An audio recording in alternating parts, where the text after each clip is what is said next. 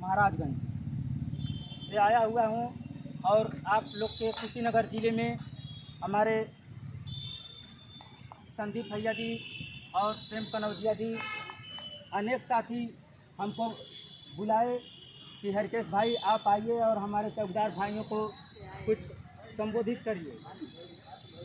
तो मैं सबसे पहले आदरणीय हमारे अध्यक्ष जी बुजुर्ग हैं उनको प्रणाम करता हूं और सभी भाइयों को, संदीप भैया को, प्रेम कनौजिया जी को, मुन्ना अंसारी जी को और सभी माताएं बहन को सबको मैं प्रणाम करता हूं।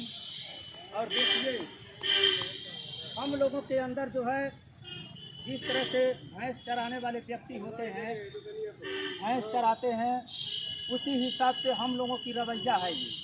और इस तरह की रवैया अगर हम लोग नहीं बदलेंगे तो हम लोगों का कोई कार्य संभव नहीं है। तो मैं चाहूँगा कि हमारे सभी भाई, कुछ लोग पढ़े लिखे हैं, कुछ लोग कम पढ़े लिखे हैं और कुछ लोग बिल्कुल भी नहीं पढ़े लिखे हैं। तो देखिए, मैं भी किसी अमीर परिवार का नहीं हूँ।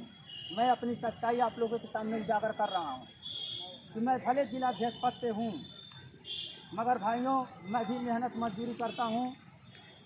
मैं तहसील में घूम घूम कर लोगों को चाय पिलाता हूँ, तब हमारा जीवन यापन और हमारा परिवार चलता है। इसमें हमें शर्माने की बात नहीं है। जब हम लोग 2500 रुपया पाएंगे तो अन्य अलग से कार्य नहीं करेंगे तो हमारे परिवार के लोग क्या खाएंगे, बच्चे कैसे पढ़ेंगे लिखेंगे। तो इसमें कोई भी काम कोई व्यक्ति करता हो उसमें कोई शर्म की बात नहीं है। काम हर व्यक्ति को करना चाहिए, क्योंकि कर्म ही प्रधान होता है। लोग कहते हैं कि भाग्य में जो लिखा होगा सो होगा, लेकिन भाग्य के भरोसे नहीं छोड़ना चाहिए। हमारे भाग्य में लिख दिया गया है कि मान लीजिए कह रहे हैं लोग यूट्यूब पर देखकर कि अब चौकीदारों की सैलरी 18,000 होने वाली है। तो इसी चक्कर में लोग बैठ जाते हैं। हमारे भाई लोग कहते हैं, हमारे कितने ऐसे भाई होंगे जो हर जिलों में 75 जिला के 75 जिलों में ऐसा रवैया रहा है कि सब लोग जो घर पे बैठे रहते हैं वो कहते हैं अरे यार हम नहीं जाएंगे, सबका होगा तो हमारा होगा। ऐसा बिल्कुल नहीं सोचना चाहिए। जब हमारा देश गुलाम था, जब गुलामी प्रथा चल रही थी हमारे देश में, तो हमारे देश के सभी लोग लड़ाई लड़ने के लिए नहीं गए थे। मात्र कुछ ही लोग इस लड़ाई को लड़े और देश को आज़ाद कराए। जैसे नेताजी सुभाष चंद्र बोस हुए, वीर अब्दुल हमीद हुए, चंद्रशेखर आज़ाद हुए, भगत सिंह हुए, जो हंसते हंसते फांसी के फंदे पर लटक गए हम लोगों को आज़ादी दिलाने के लिए। तो हम लोगों की आज़ादी आज मिल चुकी है।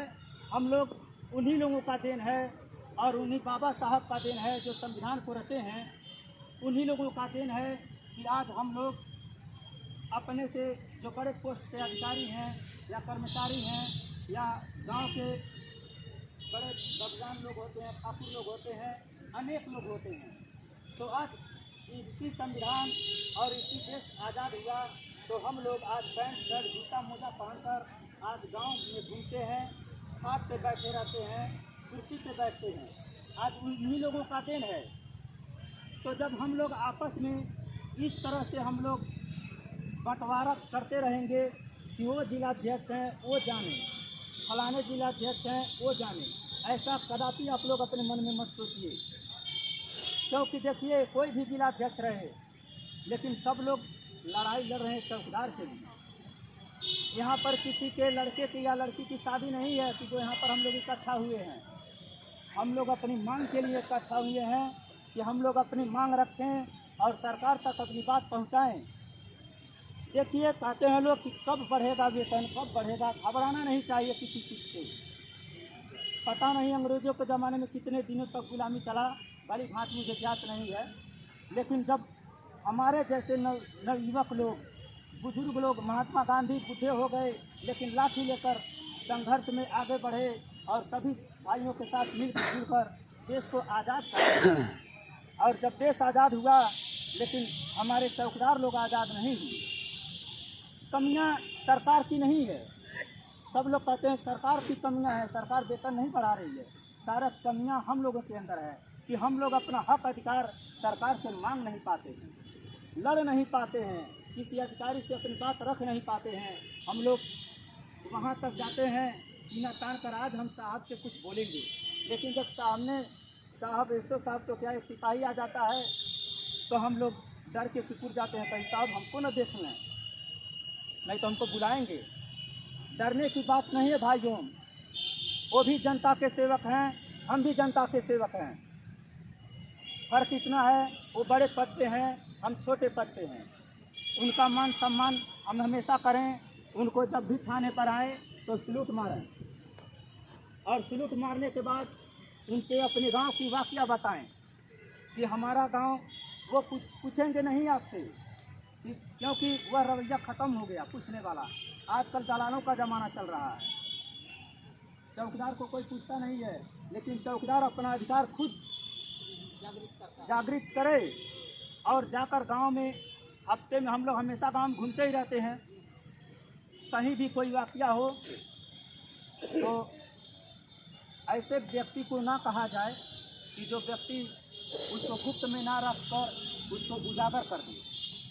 जिसके ऊपर आपको विश्वास है कि हमारा फलाना अधिकारी अच्छे हैं, हमारे बात मानते हैं, उनको अपनी बात कहा जाए और गांव में क्या प्रतिक्रियाएँ चल रही हैं इस पर विचार उनको रखा जाए, उनको कहा जाए, तब जानेंगे ये एक्टिव चौकीदार है। तो अब हमारे दूसरे भाई बोलेंगे, अब मैं उसके बाद कुछ रेस्ट लेने के बाद फिर बोलूँगा। तब तक के लिए मैं सभी भाइयों को जय हिंद, जय भारत, वंदे मातरम, चौकीदार एकता जिंदाबाद।